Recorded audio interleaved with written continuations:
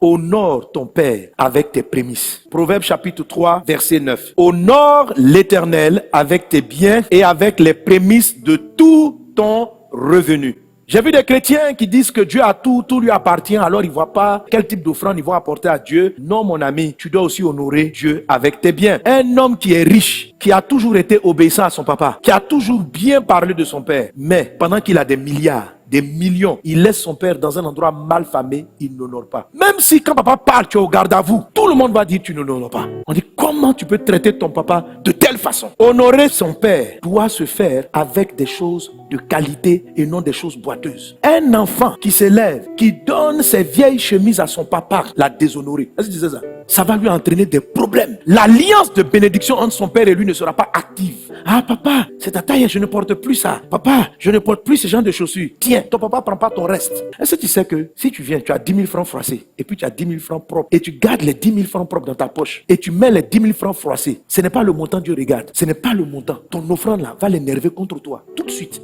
Tu vas dire, mais c'est 10 000 francs on a donné, c'est pas 10 000 francs. Tu as donné 10 000 francs sans respect. Dieu n'est pas un mendiant. Je t'ai souvent parlé de Caïn et de Abel. C'est juste une affaire d'offrande qui les a disqualifiés, qui a ouvert la porte à Satan dans la vie de Caïn. Juste une offrande à Dieu. Caïn n'a pas adoré Satan. Caïn est venu faire une offrande à Dieu. Et Dieu n'a pas apprécié son offrande. Et Dieu n'a pas apprécié la vie de Caïn. Si vous ne pouvez pas réaliser que Dieu juge les offrandes, vous allez faire une grave erreur. Si vous pensez que Dieu regarde le cœur, il ne regarde pas ce que vous mettez dans le panier, vous vous trompez. Et c'est ce qui fait que tu es fils de Dieu, mais tu es dans la pauvreté. Dieu n'a pas besoin que tu sois riche. Il a besoin que les biens que tu apportes là, il dit honore l'Éternel avec tes biens. On n'a pas dit honore l'Éternel avec tes mots. Quand on dit bien là, ça veut dire le côté positif. Il y a bien puis il y a mal. Est-ce que tu comprends? On dit honore l'Éternel avec tes biens. Bien, ça veut dire matériel, mais bien, ça veut dire quand même dans la matière là, ce qui est bien. Est-ce que tu comprends? Quand on dit honorer l'Éternel avec tes biens, ça veut dire il ne faut pas l'honorer avec ce que tu peux perdre. Ça veut dire il ne faut pas l'honorer avec ce qui n'a pas de valeur pour toi. Ce qui n'a pas de valeur pour toi n'est pas un bien pour toi. Si 100 francs ce n'est pas un bien pour toi, il ne faut pas honorer Dieu avec 100 francs. Si 10 000 francs ce n'est pas un bien pour toi, il ne faut pas l'honorer avec 10 000 francs. Est-ce que c'est un bien? Ou bien c'est une banalité? Ou bien c'est de l'argent que tu peux égarer sans même te rendre compte que tu as perdu 10 000 francs? Si tu peux perdre 10 000 francs et puis tu les oublies, tu ne sais même pas que tu les as égarés, ne prends pas ça pour donner à ton père.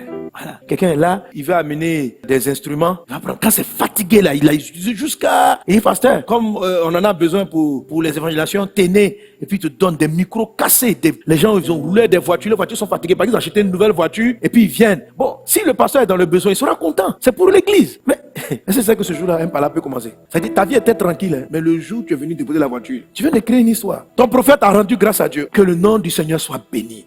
Tu ne peux pas savoir combien de fois nous sommes dans le besoin, mais Dieu regarde ça au ciel. Il dit, c'est ce que tu fais pour ton père. Personne n'est à même de savoir évaluer qu'est-ce qui est un sacrifice, qui n'est pas un sacrifice. C'est entre toi et Dieu. C'est une chose qui se passe dans ton cœur. Une voiture peut être fatiguée, mais ça peut être un vrai sacrifice pour toi. C'est pas la qualité de la voiture, c'est ce qui a de la valeur pour toi. C'est ce qui constitue pour toi un bien. Quand quelque chose n'est plus pour toi un bien, que c'est quelque chose que tu peux jeter à la poubelle, ce n'est pas à Dieu, tu vas venir l'offrir. Lorsqu'on va faire des croisades, il y a des gens qui sont là, moi je donne mes habits pour les pauvres. Tu sais que Dieu n'a pas considéré comme une offrande? Vous prenez, tu vas ramasser tes vieux habits déchirés, les chaussures trouées, et tu viens, tu mets ça dans les paniers, allez donner ça aux pauvres. Tu vas voir que tu ne moissonnes rien. Tu ne moissonnes rien.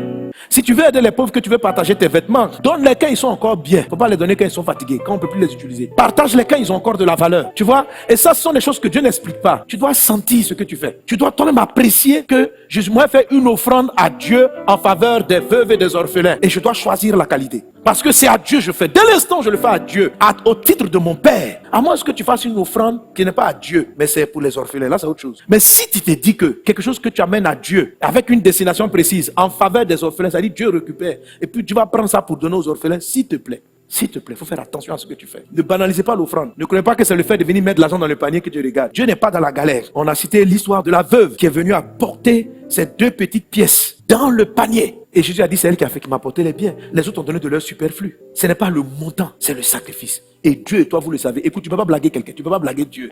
Le prophète est impressionné, tu as sorti 15 millions. Mais Dieu regarde. Et puis il sait que dans le secret, là, voilà, en une soirée, en habit seulement, là, tu claques 20 millions en une journée. Quand tu as fini de t'habiller avec un tel niveau, et puis tu viens faire une offrande d'habit, et puis regarde ce que tu donnes.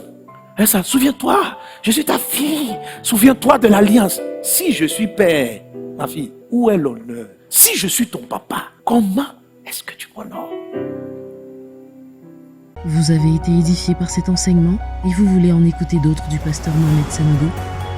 Abonnez-vous à ses pages Facebook, YouTube Twitter et Instagram.